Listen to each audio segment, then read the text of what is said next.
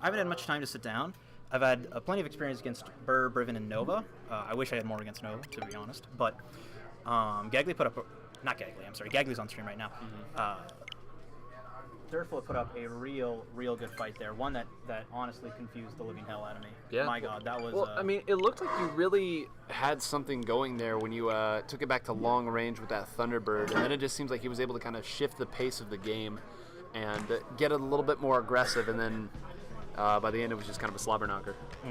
Yeah, no, at the end I was getting a little panic coming back, and I started a good run, and then I dropped shield way too early against that run rush in game 3. Yeah, that was unfortunate. I saw that. Yeah, I had the rush up too, and I dropped it by accident. I just panicked a little bit. Yeah. He definitely was controlling the pace a lot more than I was. So you've got experience with a couple other fighters. Would you say that ARMS has enough depth to look into as a competitive game? What's your take on it? For sure, yeah. No, it's definitely got enough depth as a competitive game to take it for a while. Now, with default ARMS, I can imagine it kind of crapping out after a little while. Right. But the community is actively working towards getting customizable ARMS in the competitive scene. It's just that takes time. Yeah. There's, I believe someone calculated with max brass, there's going to be 637, something close to that, customizable ARMS, and that wow, that's a number you got to sit down and grind a little bit. So we're gonna the community here in STL is looking towards getting customizable ARMS going in about a month's time, or at earliest, but we still think that's a little bit generous. Of an estimate. We might end up going until the end of the season, which will be almost 3 months from now, a little under 3 months. We just started the new season here. All right, so tell me about my man Nova here, Richard. He's the returning champ. Yes, no, for those who saw the playlist last time, unfortunately we were not able to stream because of the venue's Wi-Fi being a little wonky that day. No one took a game off Nova. He swept bracket so hard. And I myself made it to grand finals against him after what I might say is very impressive losers bracket match. We're gonna toot your own horn a little bit. I'll squeeze that. Anyway, he did phenomenal in his round. I don't want to say anything like too big, but he hasn't been touched yet. No, he has not been hit. He's definitely got his movement down. He knows his way around Ribbon Girl. He's been putting in the research, and he's been putting in the time in ranked too.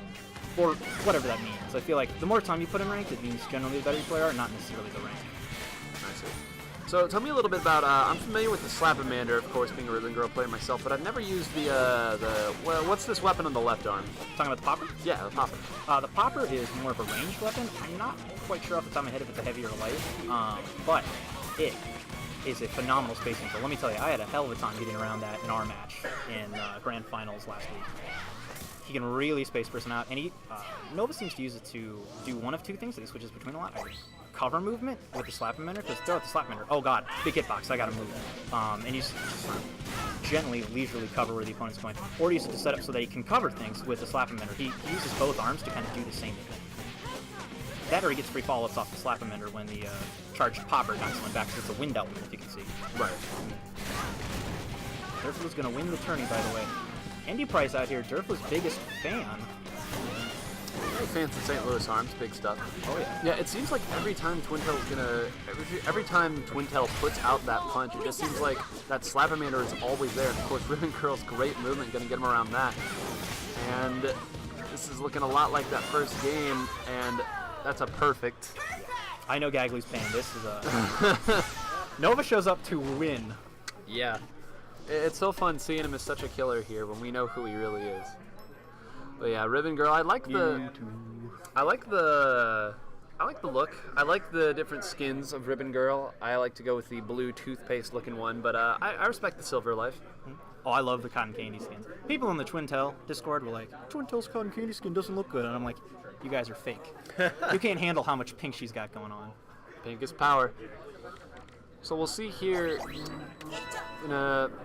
Often just stay with the exact same arms as last time here, and why not when you get the perfect there. But it looks like you've pretty much called exactly what was going on. The Slapamander comes out preemptively to kind of ward them one way or the other, and then after that the Popper comes out to catch them there. Popper seems like a very, very quick long-range arm. Nova's got his patterns figured out. What the opponent needs to do, what Gagely needs to do here, is figure out something to run with his own that might even counter that. Because right now he looks like he's playing a tiny bit reactively, and that's what Nova wants. Nova wants him in the pocket, just panicking. Yeah, and you're seeing that, and you really see him utilizing that dive option, something that's unique to Ribbon Girl, along with those 5 jumps. To just come down very quickly, right when you think you've got Ribbon Girl, she can cut that short, and then just get a quick dodge out of the way, jump back at range here, and just keep on popping them. I would like to see Gagely with a more Twintelle move like that. That's exactly what he needed to get around. Just focus on Twintelle's more movement options that are a little bit trickier. See if you can't get Nova to start committing to things and panicking a little bit.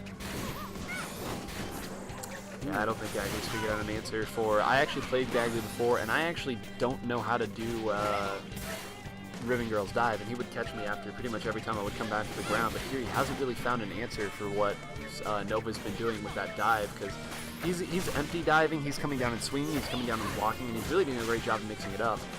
So it looks like this game he's finally got something figured out here. Not taking a ton of damage, although that's going to go ahead and shut that one down. I would call Nova a machine, but he's got no patterns. You can't figure him out. Just mix it up. And he's got, I mean, I like Gagely. That was Gagely's best game. He definitely looked a little bit better, and now we're going to... Double chill it. Yeah, double chill. A little bit more speed here. Francis in the chat. Wait a minute, I know who that is, but I'm not going to say your own name on Twitch. Got some big fans out here from Webster. She's got a decent amount of viewers here. I'm good. We got full 12 viewers going on. Hey, that's nice. Not bad at all. And there we go. There's the grab that he needed. That time he waited for him to come down without the dive bomb because he knew the arms were out at that point, so he knew he could time that. So Gagely's learning. Gagely's playing real offensive. Ooh! Gagely's playing real offensively here despite having the lead. Now it's gone. Gagely's trying to play aggressively. See if he can win the aggressive game rather than the camp game, because it looked like Nova's just backing in the corners and space is so key in this game. Spacing is so Look at important. that movement, too. God, barely, just so narrowly dodging those punches. Animal. Yeah, seriously, though. Every time he thinks, he's doing such a great job, and this is kind of what experience versus inexperience shows, right? Gagely told me he's not super familiar with the game. And this is, I mean, this is what you're seeing right here, just knowing how close he can get to dodging and knowing what is a safe punch to throw out, and with 15 seconds left, and Yeah. Twintelle on her last leg, so this is looking bad for Gagely. yeah. Oh, See, it's right there.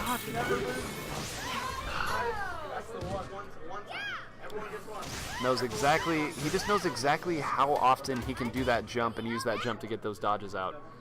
And That was a quick one from Nova. Next up, we're going to have Briven, hi_I'm_Briven, and thank you, and Eru on stream. Eru being our motion control player for the tourney. He's, interesting. he's putting in some good work here. So let's see if you can take